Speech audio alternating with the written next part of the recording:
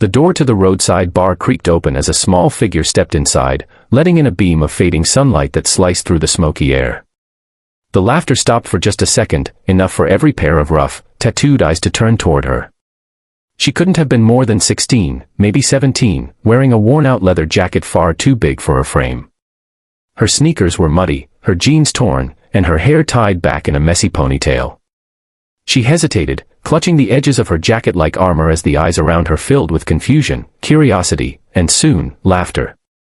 It wasn't cruel at first, more the kind of disbelief that ripples through a crowd when something seems out of place. But then the laughter deepened, a few hoots echoing across the room. The Iron Wolves, one of the most feared biker clubs in the county, had never seen anyone like her walk in alone.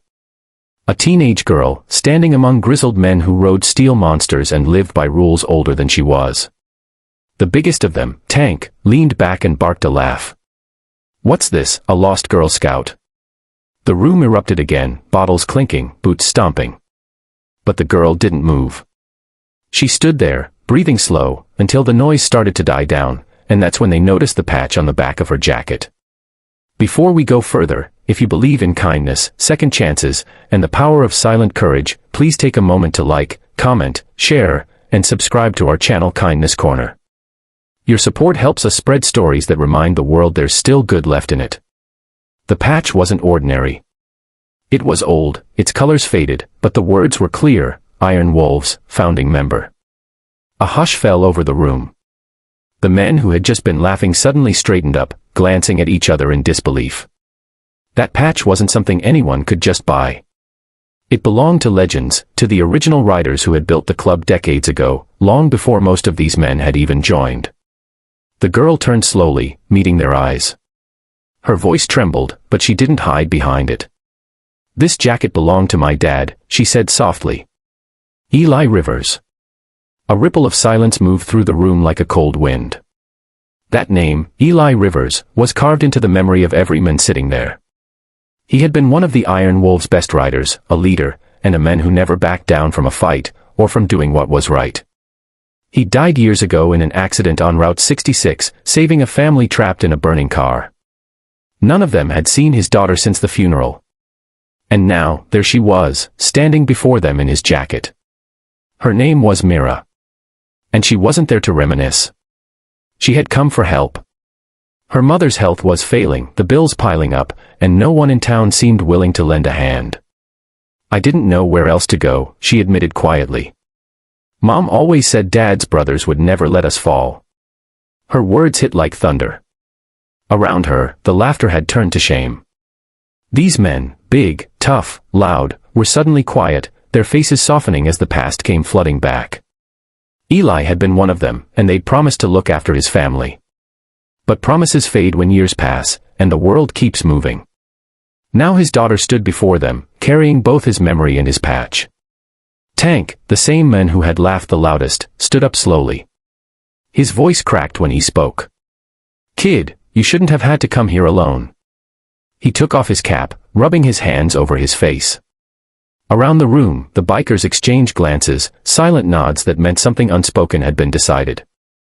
That night, Mira rode home in a convoy of engines and thunder. The Iron Wolves had rallied like the old days, their headlights carving through the dark roads. They didn't just help her fix her home, they rebuilt it. The next morning, neighbors watched in awe as a dozen bikers painted walls, repaired fences, and carried groceries.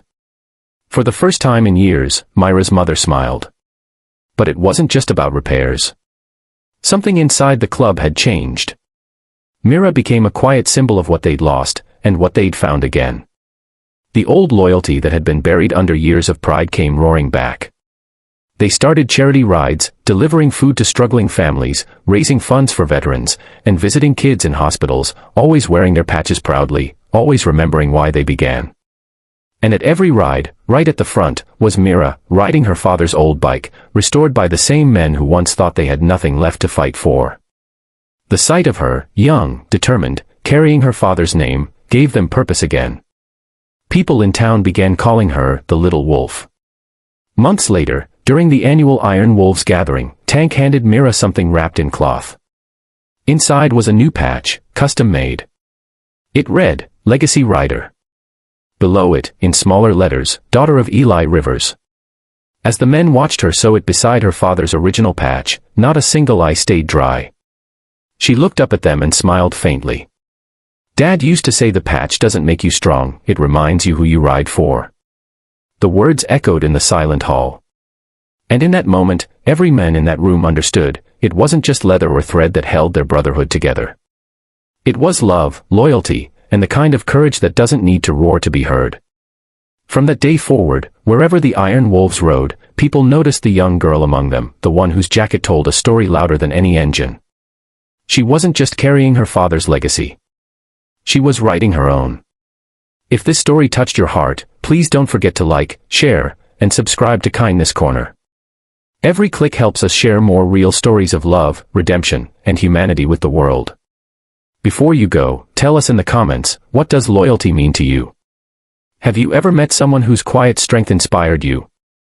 And as the engines of the Iron Wolves thundered down the open highway, the wind caught Myra's jacket, the twin patches glinting in the sun, a reminder that kindness, like legacy, never truly fades.